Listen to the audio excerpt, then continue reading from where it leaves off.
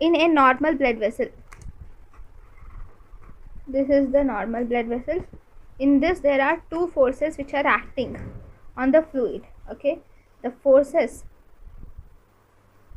acting on fluid in normal blood vessels are mainly two.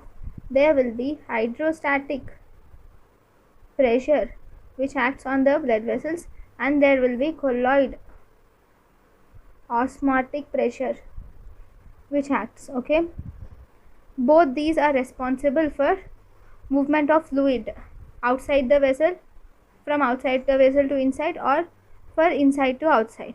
So if you see hydrostatic pressure, okay, hydrostatic pressure will always cause the fluid to go from outside to inside, whereas colloid osmotic pressure of the vessel, this causes the movement of fluid. Hydrostatic pressure causes, see, just let me tell you one thing. If there is hydrostatic pressure, it means increased water is present, right, at a place, and in osmotic pressure there is increased colloids are present here, right? So let us now learn about different forces which act. So here if you see, there is increased hydrostatic pressure in the blood vessel. Okay, the hydrostatic pressure of the vessel, which is let me write it as P of vessel. Okay, this hydrostatic pressure of vessel, that means there is increased water in the vessel. Okay, that means the water in the vessel is more when compared to the outside, right? So because of that, outside the water is less and inside the water is more, the fluid is more in the inside, and outside if you see, the colloids are more. That is the meaning, right? That will cause the pressure that will lead to movement of fluids from inside to outside. Okay, so that is one, that is hydrostatic pressure of vessel.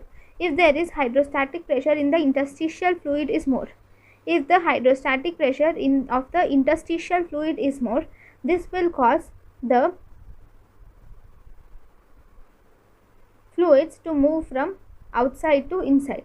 So hydrostatic pressure of interstitial fluid will lead to movement of fluids from outside to inside. Okay, now if there is osmotic pressure, if the osmotic pressure of the blood vessel is more, this osmotic pressure of the blood vessel, because it is more, so it will draw water inside, right? So this will, osmotic pressure of the blood vessel, this will cause the water to move from the water is fluid here, cause the fluid to move from the outside to inside. If you see the osmotic pressure of the interstitial fluid is more, then it will cause the fluid to move from the blood vessel to outside. Okay, this is interstitial.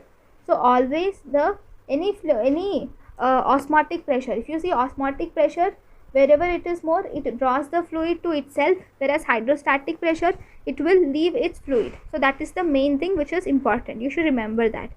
Then this fluid which we get from the blood vessel to this extracellular fluid, this can be this extracellular, or if you say interstitial fluid, instead of saying extracellular fluid, the interstitial fluid can be divided into two types. That can be a exudate, or that can be a transudate. What does that mean? So that we will learn in our next class. So thank you guys for watching. Thank you.